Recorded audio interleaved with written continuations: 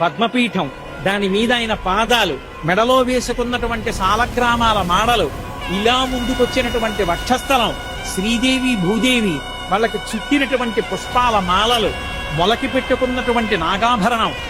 ఆ పైన ఈ చేత్తో పట్టుకున్నటువంటి చక్రం, ఈ చేత్తో పట్టుకున్నటువంటి శంఖం, ఇలా చూపిస్తున్నటువంటి వరదహస్తం, దాని నిండా వజ్రాల తాపడం, ఇందరికీ అభయం ములిచ్చు చేయి కందువకో మంచి బంగారు చేయి అని అన్నమయ్య పొంగిపోయినటువంటి ఆ చెయ్యి, సున్నా చుట్టినట్టున్న చిన్న చిరునవ్వు నవ్వుతున్నటువంటి చిన్న గుంటటి మూతి, దాని కింద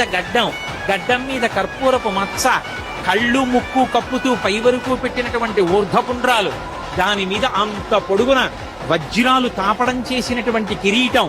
ఈ చేతి మించి అలా కిరీటం మించి ఇలా దిగినటువంటి పెద్ద తోమాల, ఆ స్వామి దివ్యమంగళ విగ్రహాన్ని పైనుంచి కిందకి, కింద నుంచి పైకి చూసి పరమ సంతోషాన్ని పొందాడు.